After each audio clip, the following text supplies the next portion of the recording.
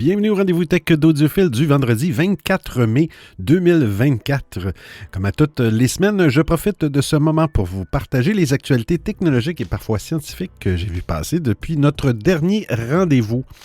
24 mai, quand même, ça passe vite. J'espère que vous avez eu une belle semaine. Ici, dans mon petit coin de pays, on dirait qu'on est au mois de juillet. On dirait pas qu'on est au mois de mai. C'est fou, la chaleur, c'est incroyable. C'est pas très rassurant. C'est agréable, mais c'est pas très rassurant, non. Je pense que... Mais bon, on le dit, l'être humain, une de ses grandes qualités, c'est le pouvoir de s'adapter à son environnement. Je pense qu'on n'aura pas on n'aura pas le choix, plutôt, de s'adapter dans les années à venir. Ça va être moins pelleté et plus transpiré. Hein? Bon. Hein, c'est mon adage pour les prochaines années. Moins pelleté et plus transpiré. Transpirer plus et pelleter moins. Allez, on commence ça tout de suite avec la première actualité. Bon épisode!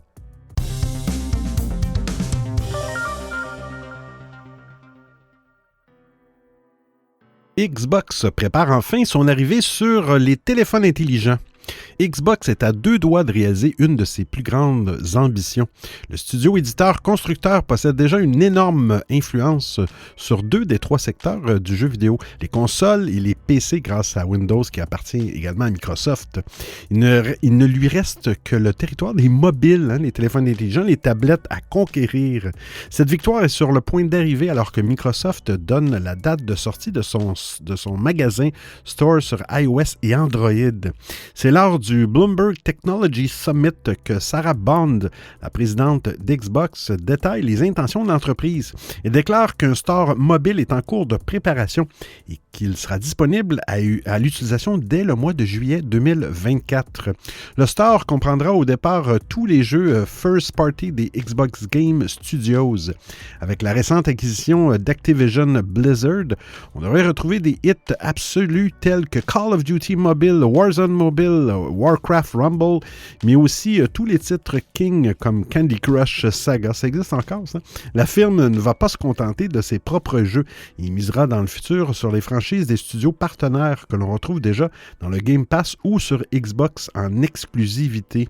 Sarah Bond explique que Microsoft veut bâtir un environnement qui, je cite, s'étend véritablement à tous les appareils, votre identité, votre bibliothèque, vos récompenses voyagent avec vous au lieu d'être enfermés dans un seul écosystème.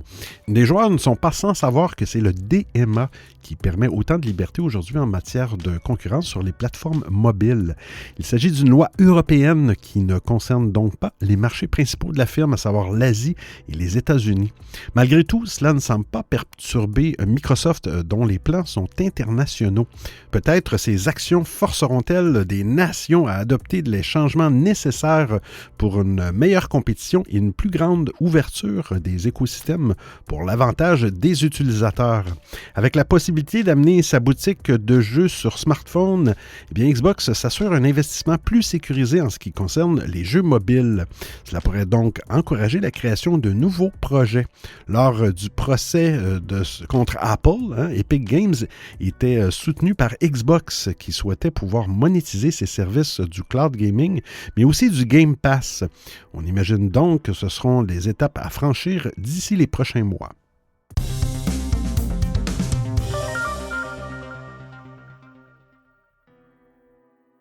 Apple, la deuxième génération de l'AirTag. On ne parle pas tous les jours de l'AirTag, mais la petite balise blanche d'Apple est toujours discrètement dans les parages, dans une valise ou dans un sac pour pouvoir les retrouver en cas de perte. L'AirTag première génération a encore de beaux jours devant lui. Le tracker d'objets perdus lancé en avril 2021 ne devrait pas connaître son successeur avant l'été 2025. Croit savoir Mark Gurman, qui se trompe rarement. Apple aurait réalisé des tests de production de son nouveau modèle, nom de code B589, avec ses partenaires asiatiques selon le fouineur de Bloomberg. Malgré les années qui séparent ces deux générations, il ne faudrait pas s'attendre à une révolution pour la nouvelle balise. Une meilleure puce avec une fonction de localisation améliorée, avance Gurman. Avec un peu de chance, l'AirTag 2 devrait intégrer la même puce ultra wideband, la UWB, que celle de l'iPhone 15 et des Apple Apple Watch série 9 et Ultra 2. La puce U1 embarquée dans l'AirTag actuel permet d'obtenir une localisation très précise du tracker sur 10 mètres quand même. La nouvelle puce qui n'a pas de nom, pas de U2, hein, étant la couverture jusqu'à 60 mètres. En plus de ce silicium tout beau, tout neuf, rien n'empêcherait Apple de décliner le design de l'AirTag et pourquoi pas un modèle tout plat pouvant entrer dans un portefeuille. La question de la batterie là-dedans, je ne sais pas. Les rumeurs autour d'une nouvelle version de l'AirTag ne sont pas nouvelles. En fait, beaucoup avaient parié sur un lancement dans le courant de l'année, mais ça ne devrait pas être le cas. Il semble que malgré le succès de l'accessoire, Apple ait encore du stock à écouler, comme l'expliquait le même Gurman en fin d'année dernière.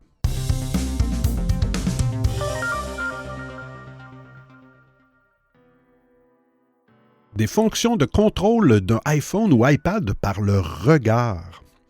Lors de la journée du Global Accessibility Awareness Day, la journée mondiale de la sensibilisation à l'inclusion numérique des personnes vivant avec un handicap, Apple vient d'annoncer l'arrivée de nouvelles fonctions offrant plus d'accessibilité sur un iPhone ou un iPad. L'option la plus impressionnante portera le nom de Eye Tracking et permettra aux utilisateurs handicapés physiques de contrôler l'interface d'iOS avec le mouvement des yeux. Wow! La fonction utilise la caméra frontale pour observer les déplacements des yeux et grâce à une IA, l'apprentissage automatique, le système est capable de calibrer et de configurer eye tracking en quelques secondes selon Apple. Si le procédé est très utile pour les utilisateurs privés de l'usage de leurs membres, la technologie apporte également quelques interrogations. En la détournant, il pourrait bien servir à déterminer le temps passé à lire un article ou bien à savoir ce qui peut accrocher l'œil dans une page ou sur un réseau social pour pousser des contenus.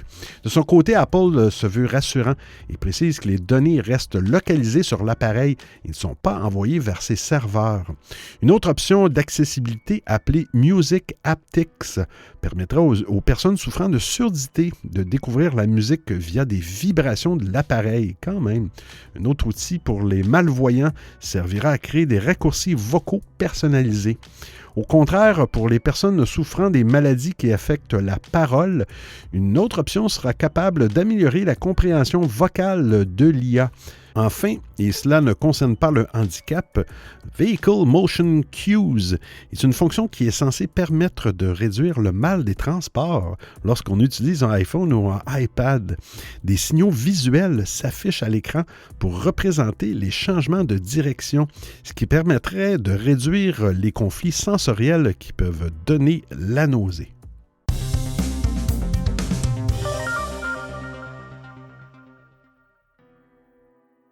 Le super émulateur RetroArch arrive sur iPhone. Si les débuts des émulateurs sur téléphone intelligent ne datent pas d'hier, leur publication légale, elle, est très récente. Profitant de cette nouvelle réglementation, de nombreux développeurs ont lancé leur propre application ces dernières semaines. C'est notamment le cas de Delta, un des émulateurs les plus connus, qui transforme un iPhone en Game Boy. Ridley Test2, le développeur derrière Delta, a rapidement été rejoint par d'autres confrères. Ces dernières heures, c'est RetroArch qui a fait son arrivée sur l'App Store. Cet émulateur permet de transformer un iPhone ou un iPad en console rétro. À la différence de Delta qui se concentre sur la Game Boy, eh bien RetroArch vise large et peut servir pour reprendre les traits d'une Nintendo DS, une Game Boy, une NES, Nintendo Entertainment System, et une Super Nintendo, ou encore des consoles Sony comme la PSP et Sega. L'application est déjà présente sur l'App Store depuis quelques jours. Elle peut être téléchargée gratuitement. Il n'y a aucun achat intégré et aucune publicité comme Apple le demande pour les émulateurs. Le système de fond de l'application est open source. L'émulateur est bien connu de la communauté, lui, qui est déjà présent sur PC et Mac depuis des années. Alors, son arrivée sur iOS était très attendue. RetroArch est le premier émulateur qui prend en charge Apple TV, permettant aux utilisateurs de jouer avec une manette sur un écran plus grand, quand même. Depuis l'autorisation d'Apple permettant aux émulateurs de faire leur arrivée sur l'App Store par la grande porte, bien, la marque à la pomme a vu de nombreux programmes faire leur entrée sur le magasin d'applications. Si tous ne respectent pas les règles du droit d'auteur en reprenant du contenu protégé par les brevets, eh bien, la plupart des solutions proposées aujourd'hui jouent avec la ligne sans jamais la dépasser.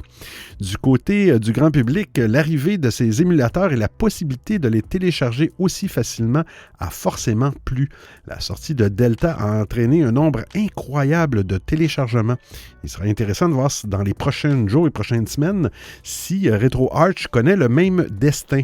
Les émulateurs sont en tout cas en train de devenir une vraie alternative aux jeux mobiles très avancés et aux graphismes bluffants. Tout à l'inverse, ces applications au design vieillissant misent tout sur les émotions des joueurs, un cocktail qui semble gagnant.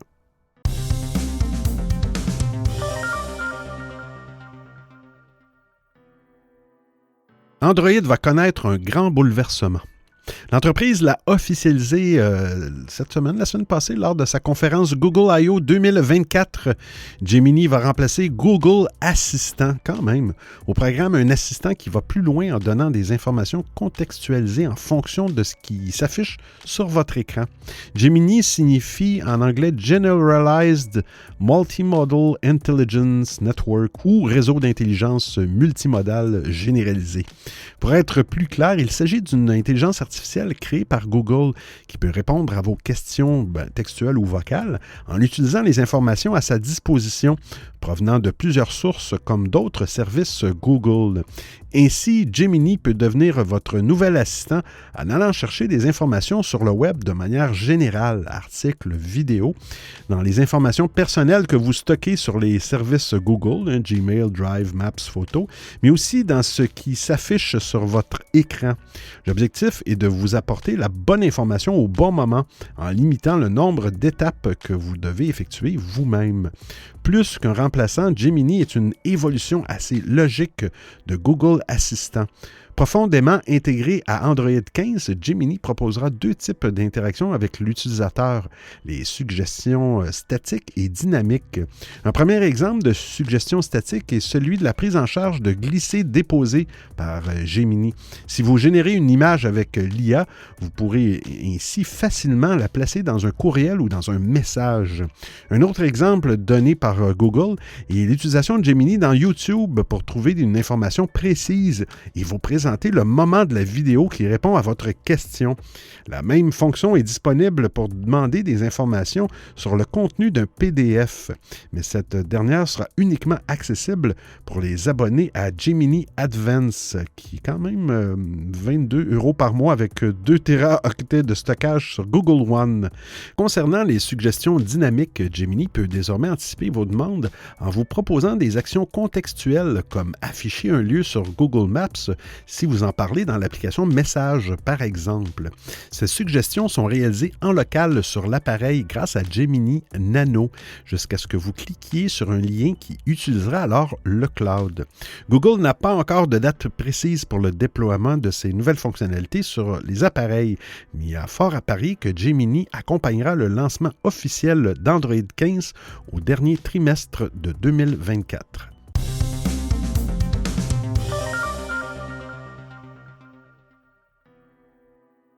Android, les arnaques téléphoniques seront signalées en temps réel par l'intelligence artificielle. Que c'est beau. Ce n'est un secret pour personne. Les arnaques téléphoniques sont de plus en plus nombreuses, effectivement.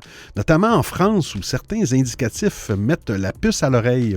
Alors, conscient du problème, Google dévoile l'ajout de détection des appels frauduleux en temps réel via, on a parlé, Gemini Nano. C'est dans le courant de l'année 2024 qu'Android va s'améliorer dans l'art de détecter les escrocs. Pour ce faire, l'IA sera utilisée dans cette détection. Et ça tombe bien puisque des arnaqueurs utilisent justement cette technologie pour imiter des voix, par exemple. Gemini Nano affichera une alerte en temps réel sur votre téléphone Pixel 8 ou Galaxy S24 en cas d'appel téléphonique suspect. La firme de Mountain View, lors de sa présentation, s'est basée sur l'exemple du fameux faux conseiller bancaire qui demande des informations personnelles telles que les mots de passe. Gemini Nano signale alors cet appel et émet une alerte sur le téléphone sous Android. Il faut noter que tout se passe en local sur l'appareil et non en ligne, ce qui assure que votre appel téléphonique n'est pas stocké ailleurs dans le cas où il ne s'agirait pas d'une arnaque mais d'une conversation légitime et peut-être intime. L'IA promet d'autres nouveautés en termes de sécurité, comme le contexte lorsque vous utilisez une application lors du déploiement d'Android 15.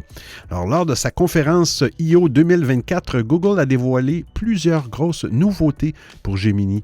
Par exemple, l'IA générative a été ajoutée au moteur de recherche pour que les résultats apparaissent sous forme d'un résumé qui compile plusieurs sources au-dessus de la liste des liens habituels.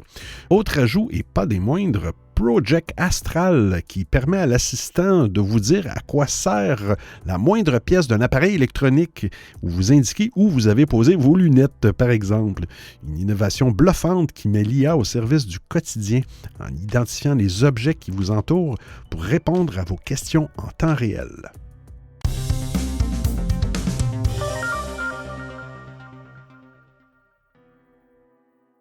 Google Maps retire discrètement une fonctionnalité bien pratique. Mauvaise nouvelle si vous avez l'habitude d'effectuer des trajets à plusieurs itinéraires avec Maps. Eh oui, Google Maps ne cesse de s'enrichir de fonctionnalités, mais parfois pour une mystérieuse raison, elle en perd. Parmi les pertes, l'application n'indique plus la distance totale des itinéraires avec plusieurs arrêts. Il ne s'agit pas d'un bug. La firme de Mountain View l'a confirmé via l'un de ses experts qui fournit de l'assistance sur ses forums officiels. L'expert de Google explique, je cite, « Maps a récemment mis à jour ses fonctionnalités et certaines des anciennes ont été supprimées ou modifiées. Désormais, l'application n'affiche plus que la durée d'un trajet à plusieurs itinéraires, faisant fi de la distance totale. Une suppression mal perçue puisque les utilisateurs pouvaient mieux planifier les déplacements pour évaluer la consommation de carburant et avoir une vue d'ensemble du parcours notamment. Il semblerait que ce changement n'affecte pas tous les utilisateurs. L'un des rédacteurs de Auto-Évolution indique que la distance totale apparaît toujours sur son iPhone 15 Pro, mais malheureusement, il ne précise pas la version d'iOS ou de l'application. Il est possible que cette suppression arrive progressivement ou ne touche que les appareils sous Android, même si ça serait étonnant. Mais cette disparité ajoute la confusion et la frustration de la communauté qui ne comprend pas pourquoi Google Maps n'indique plus du tout la distance totale des itinéraires avec plusieurs arrêts. Même si cette fonctionnalité est pratique, on vous recommande toujours de mettre Google Maps à jour pour profiter des autres nouveautés, mais surtout de la meilleure sécurité possible. Même si dans les faits, ne pas accéder à la distance totale d'un trajet à plusieurs itinéraires peut être embêtant. N'oubliez pas qu'il existe des alternatives à l'application pour accéder à une fonctionnalité similaire.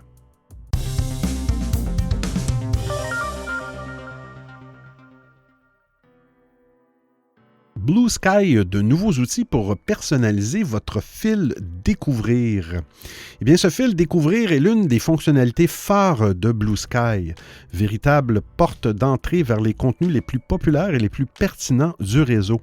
Il permet aux utilisateurs de dénicher de nouvelles publications ou de nouveaux créateurs. Jusqu'à présent, ce fil était généré de manière automatique par les algorithmes de la plateforme sans réelle possibilité de personnalisation. Eh bien, c'est désormais de l'histoire ancienne et ce grâce à l'introduction de nouveaux outils de contrôle. En effet, les utilisateurs peuvent maintenant affiner le contenu de leur fil Découvrir en fonction de critères précis. Parmi ceux-ci, on retrouve les hashtags suivis, les comptes favoris ou encore les interactions passées. Ainsi, chacun peut dorénavant façonner son expérience de découverte selon ses goûts et ses envies. Pour offrir un maximum de flexibilité aux utilisateurs, Blue Sky a misé sur des outils de personnalisation à la fois puissants et intuitifs. En réalité, le cœur du dispositif repose sur un système de hashtags et de comptes suivis. Ainsi, les utilisateurs peuvent influencer directement le contenu contenu de leur fil découvrir en sélectionnant les thématiques qui les intéressent et les créateurs qu'ils apprécient. Par ailleurs, Blue Sky propose également des curseurs permettant d'ajuster la fréquence d'apparition de ces types de contenus. Il s'agit notamment des publications virales, des recommandations basées sur les interactions passées ou encore des suggestions de nouveaux comptes à suivre. De quoi offrir à chacun une expérience de découverte véritablement sur mesure. Avec ces nouveaux outils de personnalisation, Blue Sky franchit une étape importante dans sa quête d'un réseau social plus respectueux de ses utilisateurs. En donnant à chacun la possibilité de façonner son expérience de découverte, la plateforme bouscule les codes établis et ouvre la voie à une nouvelle ère de curation de contenu.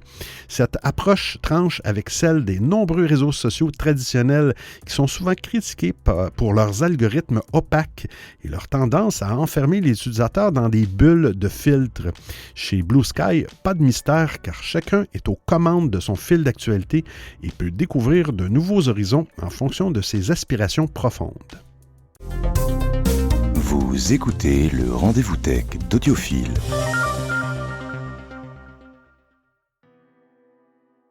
Elon Musk finit d'enterrer Twitter avec ce changement. Un peu moins d'un an après avoir renommé Twitter en X, Elon Musk achève enfin le changement d'identité de son réseau social. Le milliardaire américain confirme que tous les systèmes de base de la plateforme anciennement appelée Twitter sont désormais sur X.com. Alors, dès l'annonce du changement d'identité, Elon Musk a rapidement fait apparaître un nouveau logo X en noir et blanc. Les comptes officiels ont très vite arboré le X à la place de l'oiseau bleu, tandis que l'abonnement Blue s'est transformé en X Premium. Néanmoins, toutes les URL de la plateforme étaient restées twitter.com, malgré le passage à X. Seuls les liens de partage copiés depuis l'application iOS étaient des liens X.com. La lettre X occupe une place importante chez Elon Musk et ce n'est pas nouveau. Avant la Tesla Model X, SpaceX, X-Corp et son réseau social X, il y avait déjà X.com. Le site faisait alors référence à une banque en ligne fondée par Elon Musk et qui deviendra plus tard le célèbre service de paiement en ligne PayPal. Chez le célèbre milliardaire, on trouve également la lettre X dans le nom de son entreprise spécialisée dans l'IA, XAI. Il est père de 11 enfants. Il a aussi appelé l'un de ses garçons XAEAXII. À l'heure de ces lignes, vous pourrez voir apparaître un message en bas de la page de connexion de X et je cite « Nous vous informons que nous modifions notre URL, mais vos paramètres de confidentialité et de protection des données restent les mêmes. » Avec ces changements, Elon Musk poursuit son projet de transformer X en super application. Cette dernière proposerait des services financiers et se rapprocherait du fonctionnement de WeChat en Chine. Pour l'heure, X se concentre sur le déploiement de son intelligence artificielle en France et dans le reste de l'Europe. L'alternative non woke à ChatGPT voulue par Elon Musk, Grok, est à présent disponible à tous les utilisateurs premium de X. Et je cite, « Nous sommes ravis d'amener Grok en Europe. Aujourd'hui, nous commençons à déployer l'accès à la fonction d'assistant de recherche AI de Grok aux abonnés X Premium », précise l'entreprise. Elle ajoute qu'elle poursuivra le déploiement du service une fois les élections européennes terminées. Pour revenir avec le nom de ses garçons, allez, XAEAXII, c'est le temps de venir souper.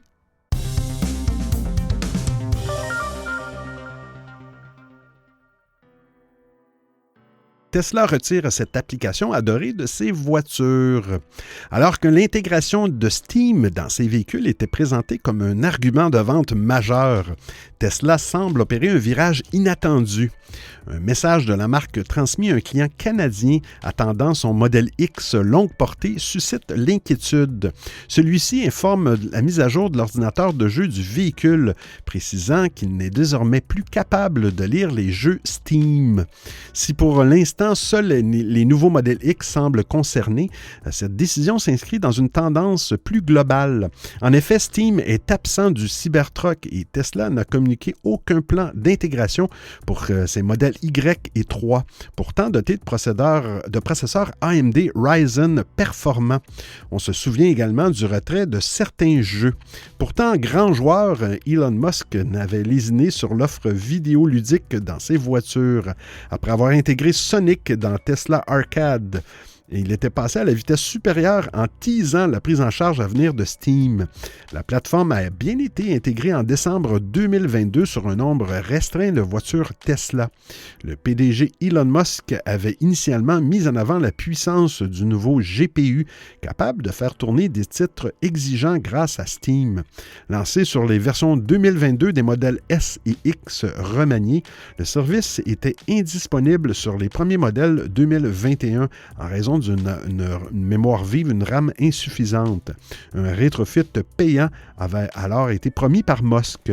Va-t-on vers l'abandon progressif du matériel gaming haut de gamme dans les nouveaux modèles S et X? Eh bien, Elon Musk, focalisé sur une stratégie d'entreprise plus austère, a procédé à des coupures budgétaires importantes et revu ses ambitions à la baisse pour un futur véhicule abordable. La priorité est désormais donnée au développement d'un robot taxi. Si l'avenir du divertissement embarqué chez Tesla reste flou, une chose est sûre, le constructeur automobile semble revoir sa stratégie en la matière.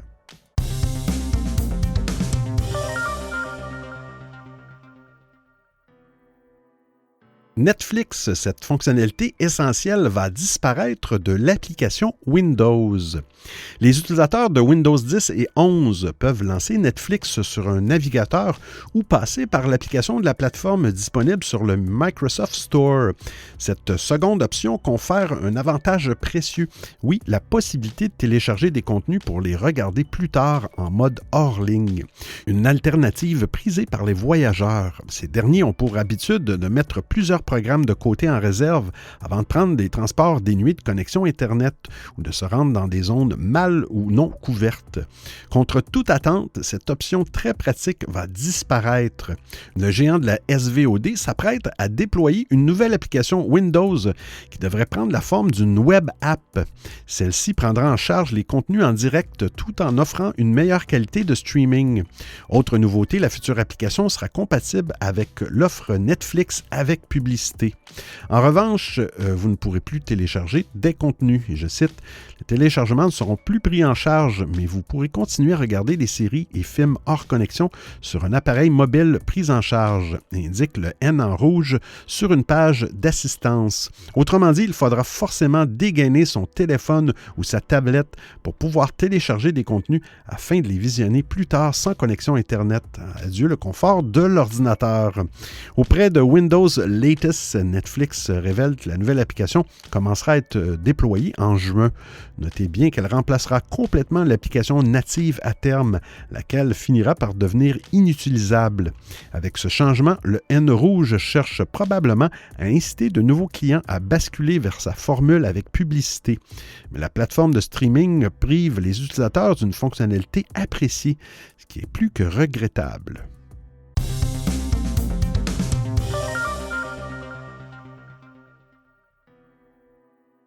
Après Netflix, les pubs préparent leur arrivée dans les jeux vidéo. Oh là là! Electric Arts n'est pas prêt de se défaire de sa réputation de grippe-sous. Cela fait maintenant plusieurs années que le studio de développement et de production vidéoludique s'attire les foudres des joueurs à coups de décisions économiques hasardeuses. EA cherche désormais à capitaliser sur la publicité en jeu. Sortie tout droit des cauchemars des gamers, cette fonctionnalité encore expérimentale est en plein développement au sein du studio, d'après une nouvelle déclaration du PDG Andrew Wilson. Lors d'une réunion financière concernant le 4e trimestre de l'entreprise, le grand patron n'a pas hésité à répondre aux questionnements d'un analyste à propos d'opportunités d'implémentation publicitaire plus dynamique dans les jeux AAA traditionnels.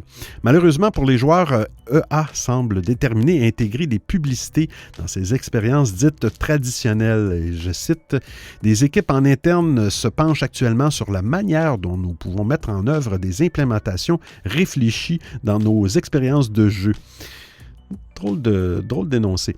A tout simplement répondu Andrew Wilson. Cette prise de parole a de quoi refroidir plus d'un gamer, d'autant plus que cette éventualité paraît inévitable. Après l'arrivée en masse des publicités sur les services de streaming, alors n'est-ce pas là le prochain territoire évident que les grandes entreprises chercheront à monétiser? En décembre 2023, la question de la publicité dans le jeu vidéo faisait déjà surface avec des déclarations de Microsoft. Il était alors question d'un format similaire en ce que proposent les grands services SVOD, à savoir la diffusion de publicité avant d'accéder à un titre, afin de financer une partie d'un abonnement.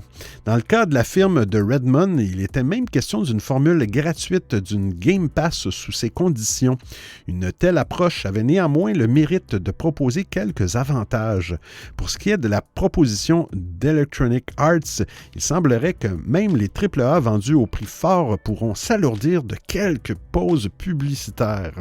Et je cite, « Nous ferons preuve d'une grande attention lorsque nous aborderons cette question », précise Andrew Wilson pour calmer le jeu, en ajoutant tout de même que la publicité a la possibilité de devenir un moteur de croissance significatif pour nous.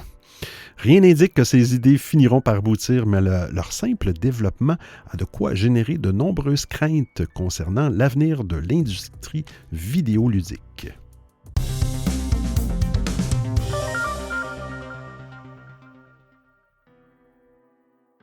OpenAI dévoile un ChatGPT plus rapide et plus efficace. OpenAI a tenu à marquer son territoire en levant le voile sur son nouveau modèle de langage GPT-4o qui confère à ChatGPT d'étonnantes fonctions multimodales. Siri et les autres assistants n'ont qu'à bien se tenir. En attendant, GPT-4o, O voulant dire Omni, est présenté comme un pas de plus vers une interaction homme-ordinateur beaucoup plus naturelle. Ce modèle bat au cœur de ChatGPT qui accepte et génère des combinaisons de texte, d'audio et d'images. La voix du bot répond à son interlocuteur avec une moyenne de 320 millisecondes, ce qui est similaire au temps de réponse humain dans une conversation. GPT-4o est également plus performant sur le texte dans les langues autres que l'anglais. Il est bien meilleur dans la reconnaissance d'objets et la compréhension de l'audio. Les améliorations au niveau de la voix sont particulièrement saisissantes avec des accents et des modulations dignes d'une voix humaine. Ces capacités multimodales sont le fruit de la formation du nouveau modèle qui combine le texte, la vision et l'audio. Jusqu'à présent, 3 modèles différents étaient mis à contribution, augmentant ainsi le temps de réponse. Les capacités texte et images de GPT-4o sont déployées à partir d'aujourd'hui dans ChatGPT, aussi bien chez les abonnés payants que ceux qui y accèdent gratuitement. Ceux qui paient pour ChatGPT+, bénéficient d'un relèvement de la limite de messages. Ils peuvent être 5 fois plus longs. Dans les prochaines semaines, le support de la voix GPT-4o sera proposé en alpha pour les abonnés payants. Et ce n'est pas tout. OpenAI a aussi dévoilé une nouvelle interface pour la version web de ChatGPT qui se veut plus amicale et plus conversationnelle. Les utilisateurs de Mac seront aux anges puisqu'une application macOS est dans les tuyaux. Disponible normalement dès aujourd'hui pour les utilisateurs payants, elle permettra de converser en texte, mais aussi en audio et en vidéo dans l'avenir grâce à GPT-4o. Le voice mode de GPT-4 est déjà intégré, mais il est moins rapide. Le logiciel sera aussi proposé à tous les utilisateurs, y compris les gratuits. Par l'intermédiaire du raccourci clavier option plus espace, il sera possible d'afficher la fenêtre du bot. On pourra lui poser une question sans avoir à ouvrir l'application dédiée et même d'y ajouter des pièces jointes pour enrichir la conversation. Une version du logiciel ChatGPT pour Windows est également en développement.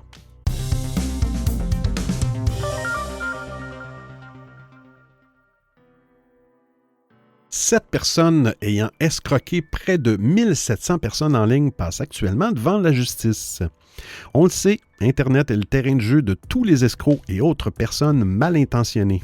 Dans un monde virtuel où pullulent les malwares, les opérations de phishing, il vaut toujours mieux faire attention aux liens sur lesquels l'on peut cliquer.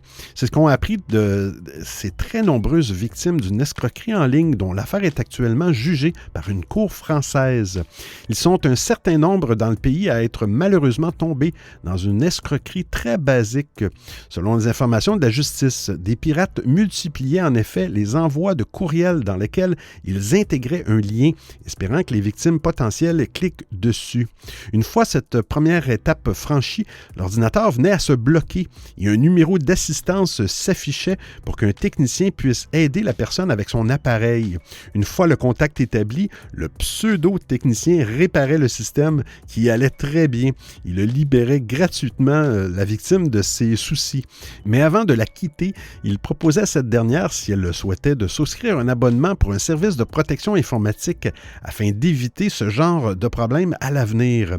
Abonnement tout aussi factice que l'identité du technicien, mais qui a malheureusement été accepté par beaucoup. La somme extorquée de cette manière était de 131 € par victime, un montant assez faible à l'unité, mais qui a permis aux pirates de faire croître un magot important au vu du nombre total de victimes, à savoir 1700 personnes. L'équipe à l'origine de ces attaques était basée en Tunisie. 15 personnes sont ainsi accusées par la justice, dont 7 sont actuellement présentes devant le juge, dont 3 sont déjà incarcérés depuis 1 an et demi.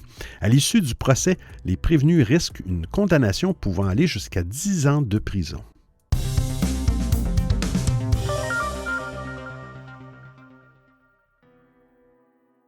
À 17 ans, ce lycéen français a inventé le multimètre.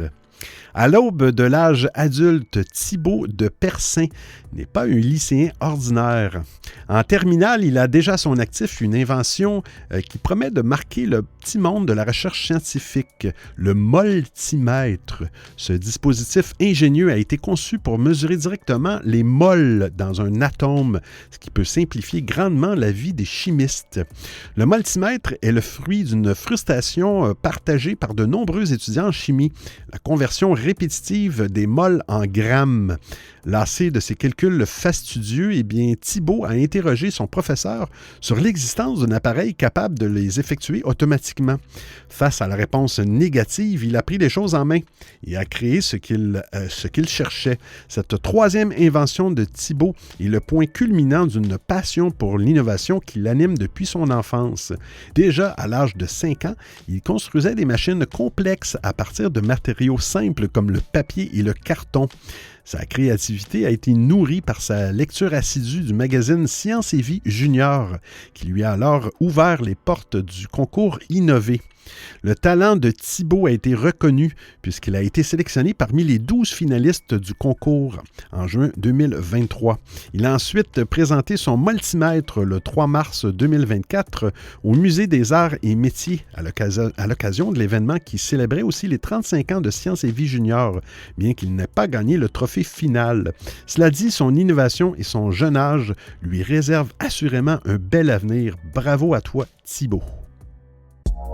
Alors, j'espère que vous appréciez le format et le contenu de l'émission. Si vous avez des suggestions d'actualité, des commentaires, vous voulez m'envoyer un message audio ou simplement me payer un café, c'est très simple. Vous trouverez tous les liens sur linktr.ee/audiophile. Il y a même une section nommée Docu, le rendez-vous tech d'Audiophile intégral avec l'ensemble des références web ou liens URL. Et je vous remercie de m'avoir prêté vos oreilles pendant l'écoute de cet épisode. Et c'est terminé pour aujourd'hui. Qu'est-ce qui me prend, là? Pourquoi je me mets à chanter? Je ne sais pas. En tout cas, j'espère que vous avez apprécié le contenu. J'espère, vraiment. Et oubliez la petite chanson. Et on se retrouve la semaine prochaine pour un autre épisode du Rendez-vous Tech d'Audiophile. D'ici là, portez-vous bien. Ciao, ciao tout le monde!